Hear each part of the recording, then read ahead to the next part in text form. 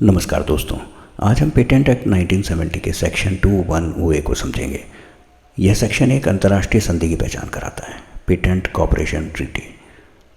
पहली दृष्टि में परिभाषा केवल एक नाम और एक तारीख बताती हुई प्रतीत होती है, लेकिन इसके पीछे एक अत्यंत महत्वपूर्ण अंतर्राष्ट्रीय व्यवस्था छिपी हुई है।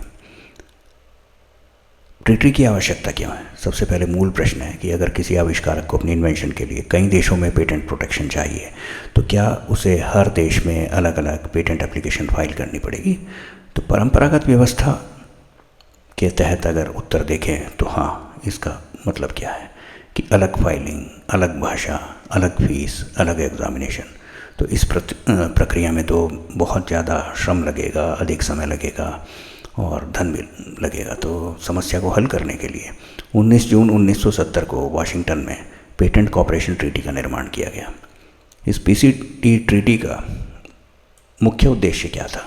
इन्वेंशन को एक अंतर्राष्ट्रीय ढांचा प्रदान किया जाए, जिसके माध्यम से इन्वेंटर एक ही एप्लीकेशन के द्वारा कई देशों में पेटेंट प्रोटेक्शन की प्रक्रिया प्रारंभ कर सकें। इसलिए पीसीटी को अक्सर ये कहा जाता है कि ये सिंगल विंडो फाइलिंग सिस्टम है फॉर मल्टीपल कंट्रीज़। लेकिन एक महत्वपूर्ण बात समझनी बहुत आवश्यक है कि क्या पीसीटी से विश्वव्यापी पेटेंट मिल सकता है? कई लोग यह समझते हैं कि पीसीटी एप्लीकेशन से पूरे विश्व में एक ही पेटेंट मिल जाता है। तो ये धारणा सही नहीं है। पीसीटी वास्तव में एक प्रोसीजरल ट्रीटी है। यह केवल इंटरनेशनल फाइलिंग, इंटरनेशनल रिसर्च और इंटरनेशनल प्रिलिमिनरी एग्जामिनेशन की सुविधा प्रदान करती है, लेकिन अंतिम पेटेंट ग्रांट प्रत्येक देश अपने कानून के अनुसार करता है। नेशनल फेज़ क्या होता है?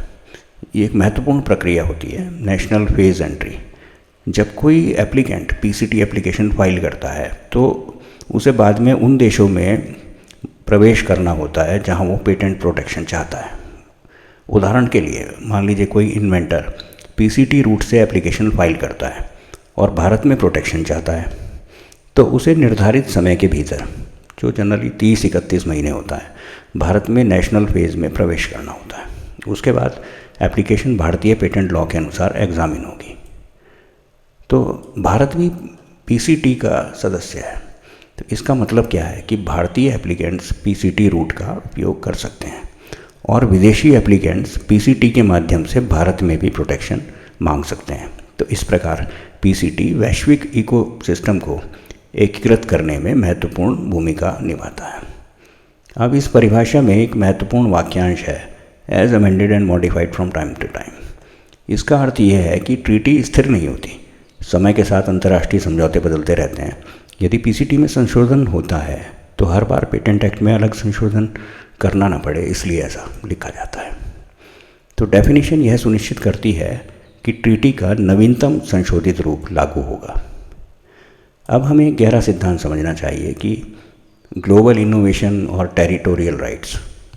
तो इनोवेशन आज भी वैश्विक हैं, लेकिन पेटेंट अधिकार अभी भी टेरिटोरियल होते हैं। यानी हर देश यह स्वयं निर्णय करता है कि उसकी सीमाओं के भीतर पेटेंट ग्रांट किया जाए या नहीं। तो पीसीटी संतर को संतुलित करता है। ये फाइलिंग और सर्च को अंतर्राष्ट्रीय स्तर पर आसान बनाता है, लेकिन सॉवरेंटी को बनाए रखता है। पीसीटी का महत्व क्या है? पीसीटी इन्वेंशन को प्रोत्साहित करने में महत्वपूर्ण भूमिका निभाती है। यह इन्वेंटर्स को अवसर देती है कि वे पहले इंटरनेशनल एप्लीकेशन फाइल करें और उसके बाद में यह निर्णय लें कि किन देशों में आगे बढ़ना है। तो इस प्रकार पीसीटी समय बचाता है, लागत कम करता है और पेटेंट स्ट्रेटजी को अधिक लचीला बनाता है।